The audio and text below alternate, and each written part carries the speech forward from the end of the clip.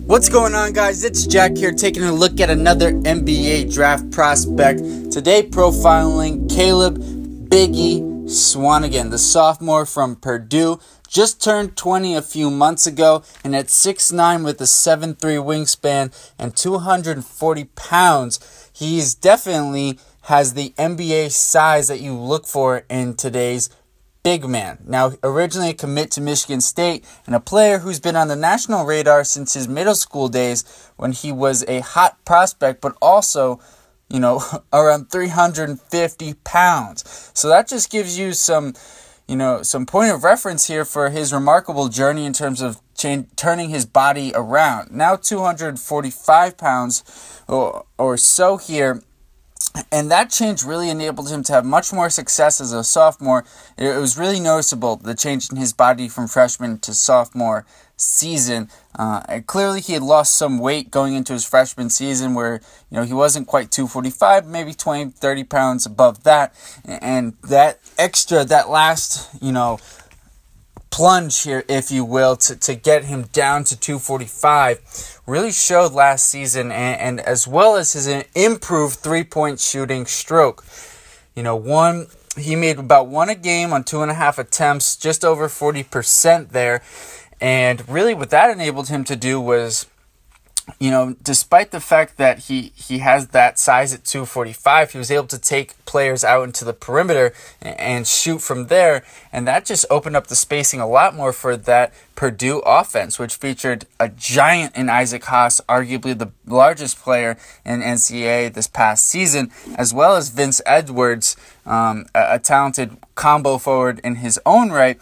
And Swanigan's ability to stretch the floor as well as bang on the inside enabled him to play well with both of those guys, which really helped Coach Painter bring Purdue into some semblance of success this past season that they hadn't been able to experience in recent years. Now, this past season, as I just said, he played both the 4 and the 5 in college, and he has that NBA body that I anticipate will translate to the next level.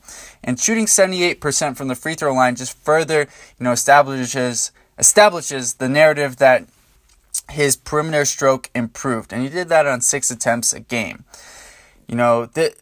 So far even I haven't mentioned his rebounding, and at 12.5 rebounds and 3 offensive rebounds a game, he definitely showcased an ability to, not only just impact the game through his scoring, but also through his rebounding. And so, to me, the question with Caleb Swanigan is this: does his scoring and rebounding outweigh the negatives that are his defense? And let's get into his defense right now, because it is not pretty. Okay, first of all, he only averaged 0.4 steals and 0.8 blocks. Those numbers don't look pretty at face value, but they get a little bit worse when you listen to this. Per Draft Express, on numbers per 40 minutes, Caleb Swanigan had the worst block rate of all centers in this year's draft. And that, if it didn't already raise questions before about his athleticism and his ability to guard players at the NBA level, that should just further accentuate that problem. He's too slow for the quicker 4s, and he tends to struggle with strength, which is surprising on the interior. Doesn't have the physicality that you'd like to see him play with on the defensive end of the court. Offensively, he tends to exhibit it more often, but still not quite where you'd want it to be. Now, on top of this, he did also average 3.5 turnovers a game, which was an extremely high number for a player who's not a point guard or who doesn't have the ball, consistently in their hands to make plays for other players. Now, most players, when I profile them, I don't offer a NBA draft comparison, and for the reason that is, usually when I look at players, I think they're unique, they're different than most other players before them, and it's just not fair to give them a comparison. But when the player is right, when the moment is right, and I do see a comparison that makes sense to me, I will offer it. And in this case, that comparison is Jared Sullinger.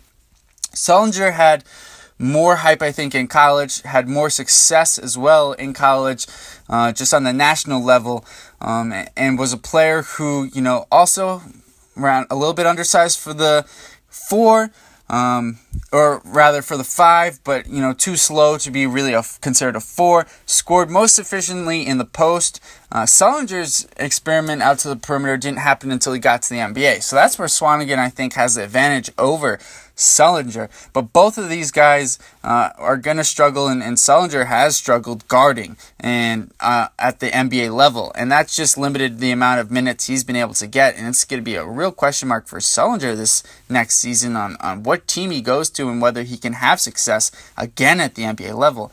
And his struggles are definitely hurting a guy like Swanigan, who maybe other teams would have been interested early on, but they've seen a similar player in Sullinger struggle so much for consistency. I want to make that clear. Sullinger has had moments, but not the consistency you'd look for in an NBA player. And for that reason, I think Swanigan definitely goes in the second round. I don't think there's a chance really he goes in the first round.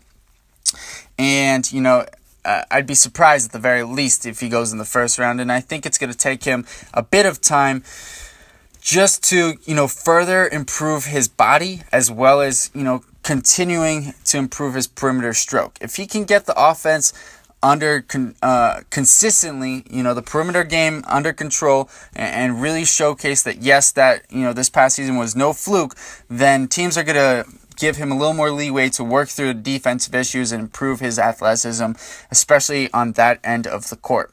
Guys, let me know what you think about Caleb Biggie Swanigan in the comments below. What other prospects do you want to see me profile? What other types of NBA draft content do you want to see? Make sure to subscribe if you haven't already for great NBA and NFL draft content from Talking Ball as a whole. That's it for me, guys. I'm out.